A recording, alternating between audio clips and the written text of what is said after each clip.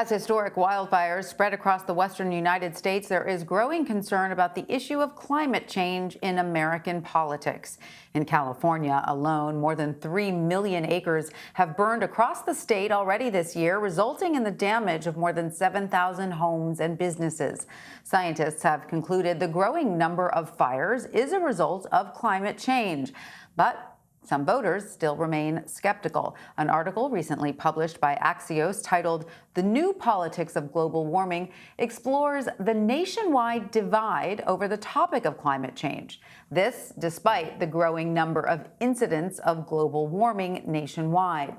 For more, Dr. Anthony Leiserowitz joins me. He is the director for Yale's program on climate change communication. Dr. Leiserowitz, welcome. Great to have you with us. So, great to be with you. First off, how wide is the gap between the Trump administration's policies and what Joe Biden is proposing to do if he's elected? Quite dramatic. Basically, it couldn't be more diametrically different. Basically, President Trump has tried to roll back dozens of environmental protections and basically taken the United States out of the Paris Agreement, which was agreed by every other country in the world to try to collectively reduce carbon pollution. By contrast, Joe Biden is saying that as soon as he's sworn in as president, he's going to launch a massive economic recovery package to try to basically build a 21st century economy that's clean, equitable, and provides millions of new jobs with a big investment in the transition to clean, renewable energy. So it's really a dramatically different choice when it comes to the environment and to climate change. And then how do Joe Biden's proposals on climate change stack up next to his Democratic predecessors? Is he even going further than they would have or than they did? Yeah, it's really remarkable because when you look at his position or his plan when we are in the primaries, today his plan is much, much stronger. He's proposing $2 trillion investment over the next 4 years. The United States will move to 100% clean renewable energy or electricity by the year 2035.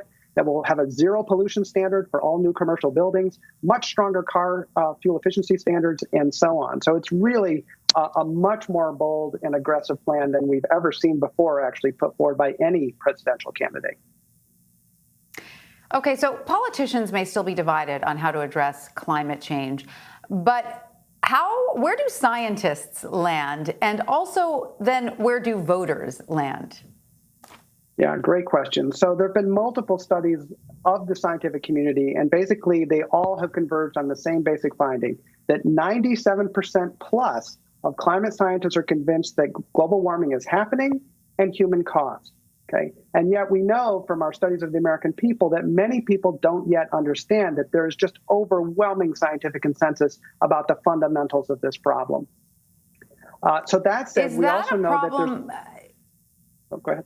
Sorry, just a quick question. That sort of, the separation between what scientists believe to be true, or the overwhelming, scientific community believes to be true, and what voters believe to be true.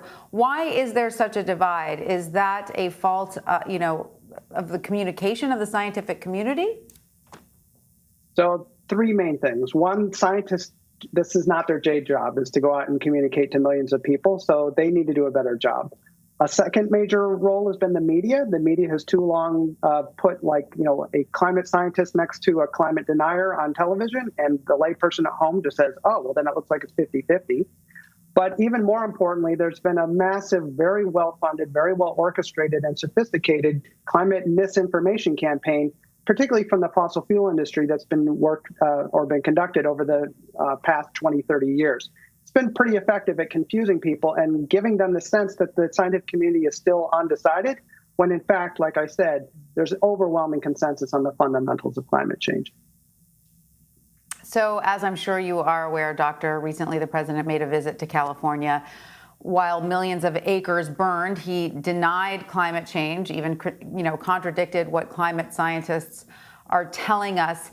Does that make it doubly hard for you to communicate this message about climate change when the president says things like, oh, it will get cooler and science might not know?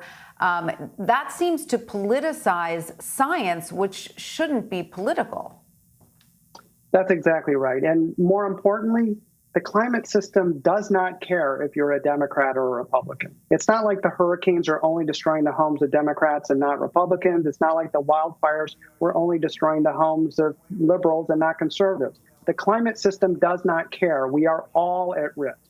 However, when our leaders, our political leaders, take these kinds of positions, many people who just don't know very much about the issue tend to look at them and say, hey, I trust them to tell me what's important and how I should think about these issues. And unfortunately, when our political leaders claim that climate change is a hoax or that it will all just magically go away someday, unfortunately, that leads to many millions of Americans being confused. So what is the solution? So the first solution is to talk about it. So we all need to talk about it. I mean, with our friends, with our family members, with our coworkers, those of us who are working in the media need to be talking about it. Everyone needs to be talking about it, because if we're not talking about it, then most people will conclude it can't be a very important issue. So that's crucial. But ultimately, these are things that have to be addressed by our political system. And I have to say, the choice is really dramatically different in this fall's election. And so the one thing that matters more than anything else right now is vote. All right. Well, Dr. Anthony Leiserowitz, thank you so much for joining us. We really appreciate it.